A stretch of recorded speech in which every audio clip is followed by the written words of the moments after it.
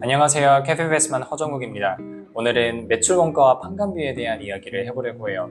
재무제표를 어설프게 보는 분들이 손익계산서에서 나 이 기업의 비용을 분석을 할 거야 라고 하시면서 매출 원가가 어떻게 됐고 판관비가 어떻게 됐고 이런 말씀들을 하시는데, 사실 이게 분석하는 사람 입장에서는 큰 실익이 없습니다. 왜 그런지를 말씀을 드려볼게요. 자, 첫 번째로요. 많은 분들이 매출 원가하고 판관비가 정확히 어떤 건지 이해를 잘 못하세요. 제가 역으로 되묻거든요. 매출 원가는 뭐고 판관비는 뭐예요? 이거 명확하게 대답하실 수 있는 분들은 사실 회계사들 말고는 그렇게 많지 않아요. 많은 분들이 매출 원가는 뭐 원가라고 되어 있으니까 뭐 원재료 비용이라고 생각을 하시고, 판관비는 뭐 판매비고 관리비니까 뭐 판매하고 관리하는 데 들어가는 비용이겠지라고 생각을 하시는데, 이게 기업이 어디에다가 어떤 비용을 쓰는지를 정확하게 매출 원가로 구분할 것인가 판관비로 구분할 것인가가 그렇게 쉽지는 않은 문제거든요. 만약에 제가 우리 회사 인건비 판관비로 들어가야 됩니까? 매출 원가로 들어가야 됩니까? 라고 물어보면 거의 열이면 열 다 일단 인건비는 인건비 회사 판매 관리 운영에 들어가는 거니까 판관비 아니에요 라고 대답들을 하시는데 절대 그렇지 않아요. 인건비는요, 어느 성격의 인건비냐에 따라서 매출 원가로 들어가기도 하고요, 판관비로 들어가기도 해요. 그리고 감가상각비는 매출 원가일까요? 판관비일까요?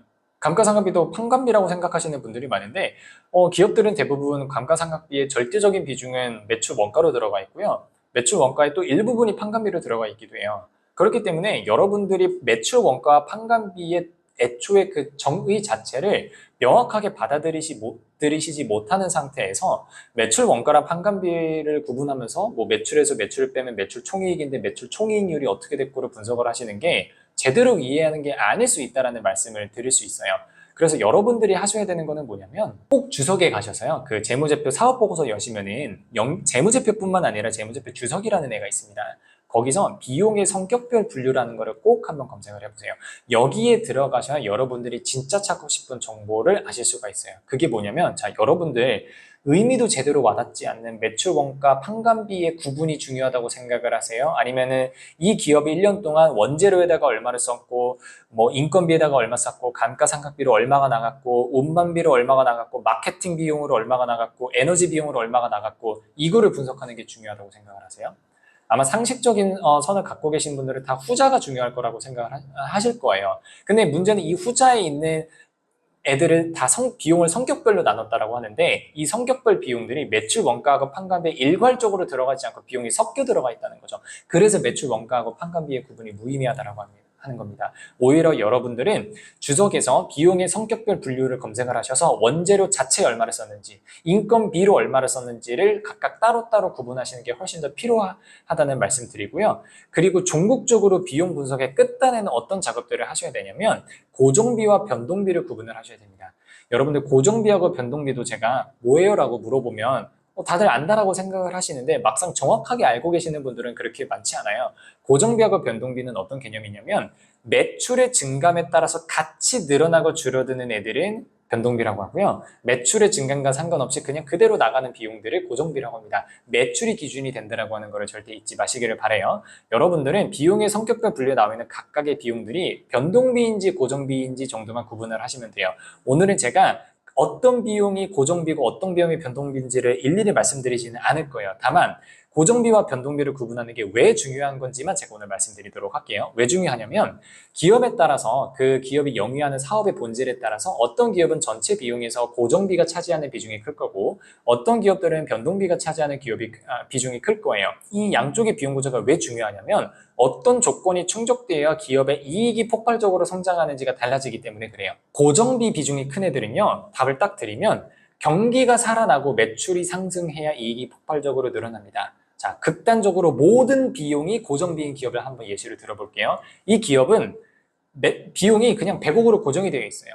그럼 1년의 매출이 뭐 1월 1일 시작해서 뭐 1000만 원, 2000만 원 시작해서 100억을 찍을 때까지는 계속해서 적자가 되겠죠. 고정비를 커버를 못하니까. 근데 고정비를 커버하는 그 이상의 매출이 나기 시작하고부터, 즉 매출이 100억 원을 넘어서는 순간부터요, 변동비가 없기 때문에 다 이익이에요. 매출이 200억이 되면 고정비 100억을 빼서 100억이 이익이 되고요, 매출이 1000억이 되면 고정비 100억을 빼서 900억이 이익이 됩니다. 그렇기 때문에 고정비 비중이 큰 애들은요, 매출이 살아나야 되고요, 매출이 살아나기 위해서는 경기가 확 살아나거나 그 산업에 뭔가 특별한 호재가 있어서 확 성장할 수 있어야 이익이 살아납니다. 결국에 기업의 펀더멘탈을 결정하는 거는 이익이라는 거를 절대 잊으시면 안 돼요. 그럼 반대로 변동비 비중이 큰 애들은 어떠냐면요. 매출이 느는 게 별로 상관이 없어요. 왜? 매출이 늘어도 변동비 비중이 크기 때문에 100% 변동비라고 하면 변동비가 그대로 따라와요. 매출이 만약에 100억일 때 80억이네. 비용이 80억이었다 하면 매출이 1000억이 되면 비용은 800억으로 늘어나겠죠. 높은 확률로. 그렇기 때문에 얘네들은 매출이 늘어도 이익이 그렇게 폭발적으로 성장하지 않아요. 천천히 성장할 거예요. 근데 천천히 성장하는 거는 주식 투자자 입장에서 조금은 아쉽잖아요. 이익이 폭발적으로 성장하려면 어떻게 해야 되냐면요. 변동비가 크기 때문에 변동비 쪽에서의 그 원가 있죠. 원재료 가격. 그리고 매출 쪽에서의 판매 가격 있죠. 판가하고 원가 사이의 차이를 저희가 스프레드라 그랬는데 판가 원가 스프레드가 확 벌어져줘야 얘네들은 마진율이 개선이 되면서 영업이익률이 개선이 돼요. 영업이익이 확 폭발적으로 늘어납니다.